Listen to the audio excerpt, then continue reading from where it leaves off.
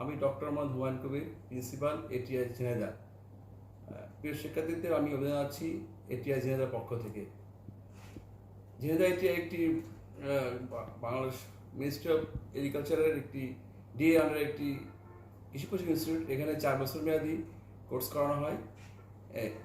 এটি একটি Jhenaidah cadet college সংলগ্ন অবস্থিত, অত্যন্ত নির্মল পরিবেশে এবং নিরিবিলি পরিবেশে অবস্থিত। এখানে ছাত্রদেরকে ভর্তি হতে হলে জিপিএ 2.5 থাকতে হবে এবং অনলাইনে আগামী 25/7/24 মধ্যে আবেদন করতে হবে। এখানে কোনো পরীক্ষা নেওয়া হয় না, জিপিএর ভিত্তিতে প্রার্থী নির্বাচন করা হয় এবং প্রার্থী নির্বাচিত হওয়ার পর তাদের তথ্য তাদের মোবাইলে চলে যাবে এবং তারা সরাসরি ভর্তি হবে।